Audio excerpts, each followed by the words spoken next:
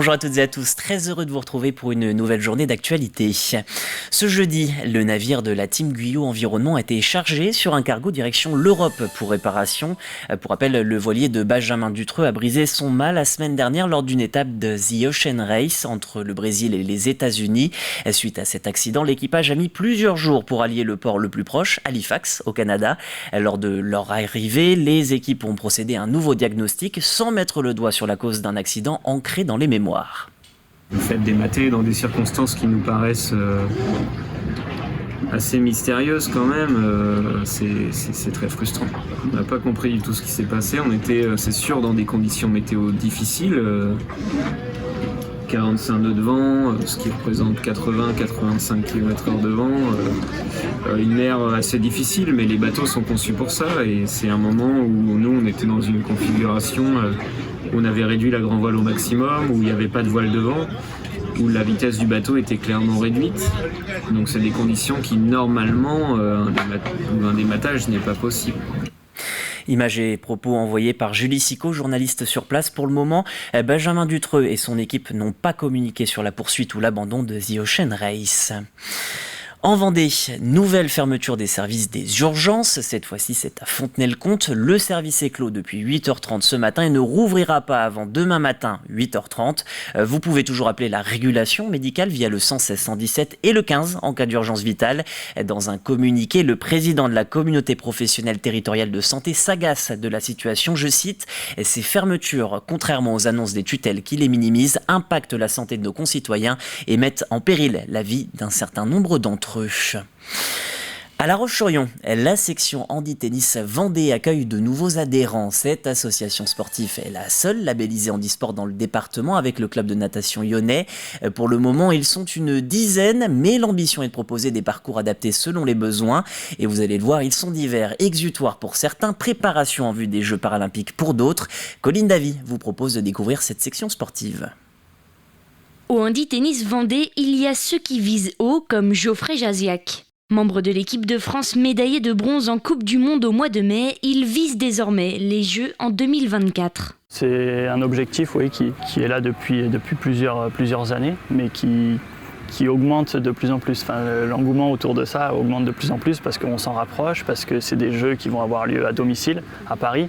Donc voilà, ça prend de plus en plus d'ampleur chaque année. Ouais. Le sport pour moi, ça représente quasiment toute ma vie. C'est une continuité, accident, pas accident, handicap, pas handicap. C'était le sport avant tout.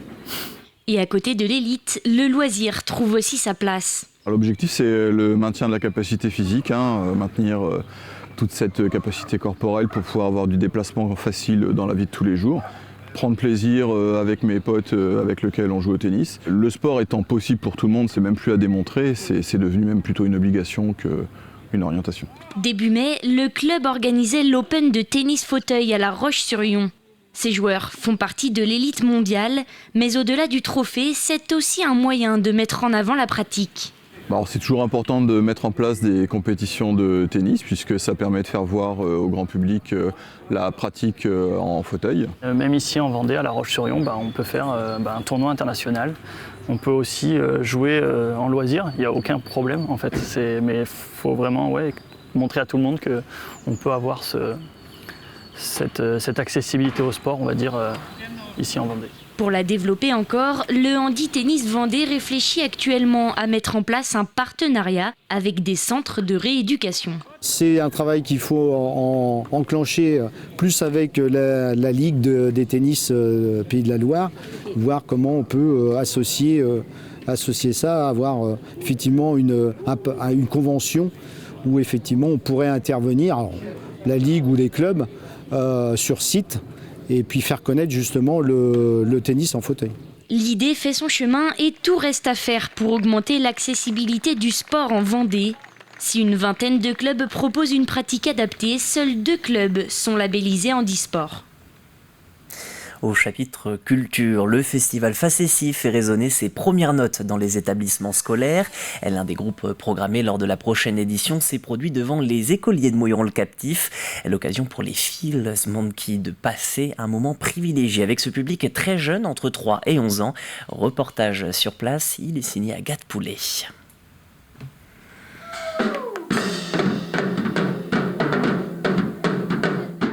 Au rythme des batteries, les enfants applaudissent, dansent et participent à cette masterclass organisée spécialement pour eux.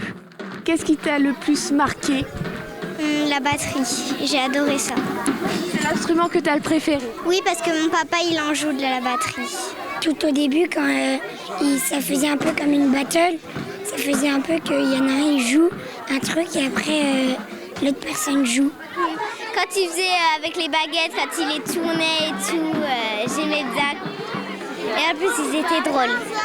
Et pour animer ce volet pédagogique, c'est le duo humorythmique Les Fils Monkey, connu à l'international pour leur spectacle intergénérationnel et burlesque.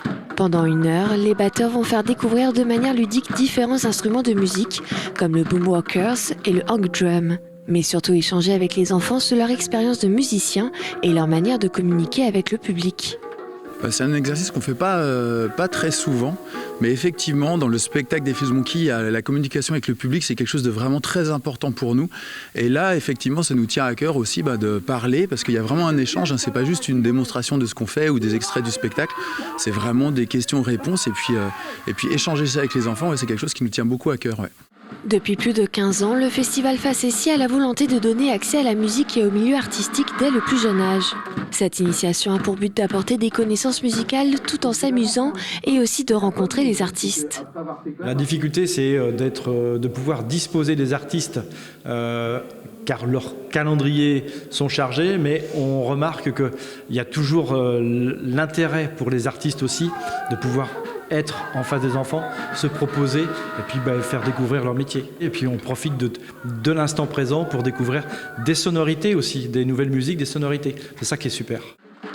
Pendant 2 jours, 545 enfants des écoles publiques et privées de Meuron-le-Captif ont pu participer à ce moment privilégié avec les Fils Monkey.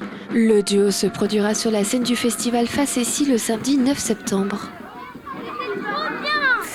Et voilà, c'est sur ces images que s'achève cette édition de votre journal. Nous nous retrouvons ce soir à 18h et en direct pour un prochain point sur l'actualité. Nous reviendrons notamment sur la Vendée Vaste en ce moment au Sable d'Olonne si vous cherchez quoi faire pour aujourd'hui. À ce soir.